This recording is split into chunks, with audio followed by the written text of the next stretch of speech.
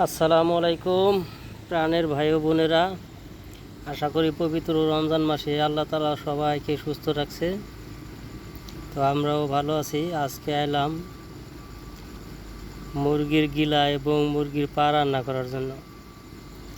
এখন মশলা দিলাম, মশলা দেওয়ার পরে মুরগির গিলা এবং মুরগির পা এগুলো এটার মধ্যে ছেড়ে দিলাম।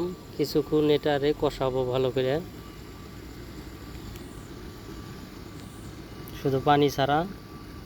লাড়ে ছেড়ে ভালো করে একটু মিশিয়ে তারপরে এটাকে ঢেকে রাখবো। মূলত এগুলোই একটু ভালো লাগে, গোসমুস যত যা কিছু আছে সব কিছুর থেকে এগুলো একটু ভালো লাগে। এখন ঢেকে দিলাম, 10 মিনিট পরে আবার এটাকে গুছাবো, দেখি কী অবস্থা।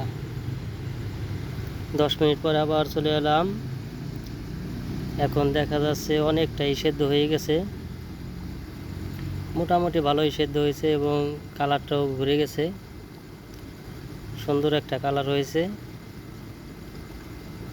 এটাকে আবার একটু নেড়ে চেড়ে ভালো করে মিশিয়ে দেই, মিশিয়ে আবার এটাকে একটু ঢেকে দেব, কারণ এগুলো ঢেকে রাখলে পরে সেদ্ধ হয়ে ভালো।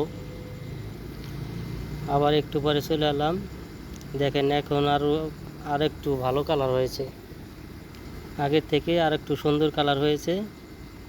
এবং এটাকে একটু নেড়ে চেড়ে আবার ঢেকে দেব, মানে এটার ভিতরে মোটামুটি কোনো পানি রাখবো না।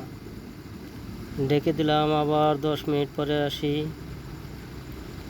10 মিনিট পরে আবার চলে আসলাম, মোটামুটি দেখা যাচ্ছে সব পানি শুকিয়ে গেছে, এখন সেদ্ধ হয়ে গেছে।